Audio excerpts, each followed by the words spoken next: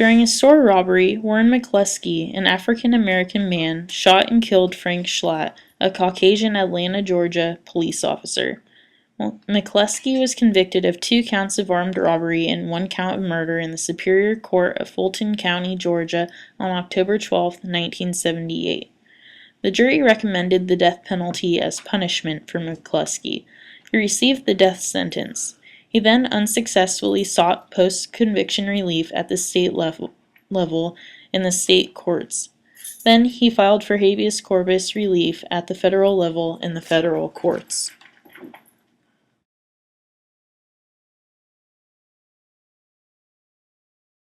McCluskey raised 2 claims. The first one was that there was intentional racial discrimination against him due to his race and the race of the police officer that he killed.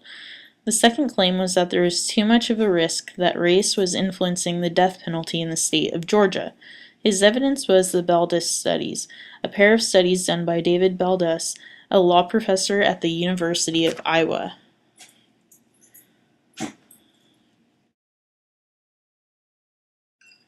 The Baldus study consisted of 2 studies, the procedural reform study and the charging and sentencing study. The more important study that was used in this case was the charging and sentencing study. The study looked at the 2,484 homicide cases that took place in Georgia between 1973 and 1979. This study claims to show inconsistency in the imposition of the death sentence in the state of Georgia based on the murder victim's race and the defendant's race.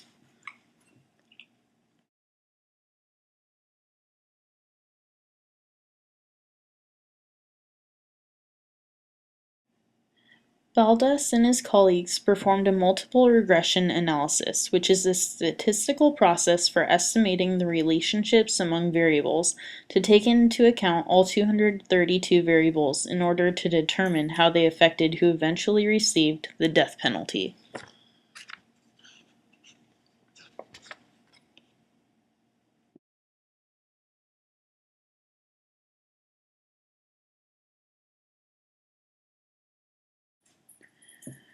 What they found. Baldus and his colleagues found that a black defendant charged with the murder of a white person is 4.3 times more likely to receive the death sentence than if he or she were charged with the murder of a black person.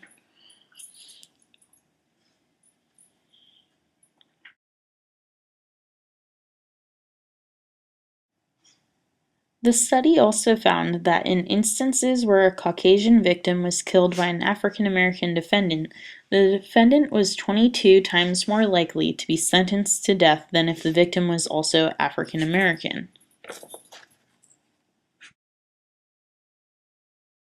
In addition, the study suggested that prosecutors were significantly more likely to seek the death penalty for African American defendants than for Caucasian defendants.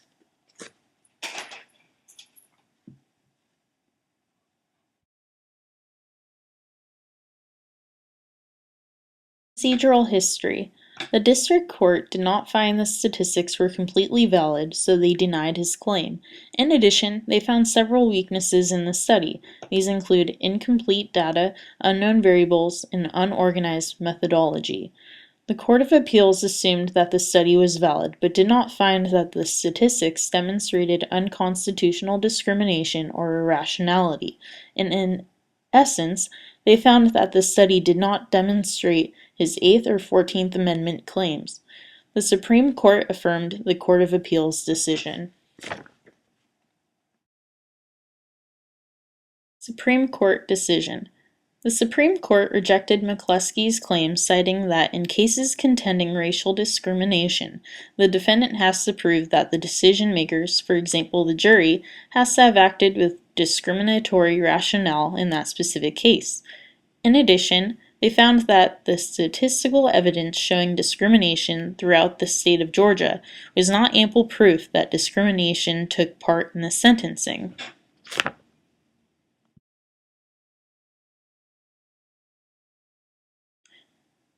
Four years after the Supreme Court's decision, on September 25, 1991, Warren McCluskey was strapped to an electric chair and was executed.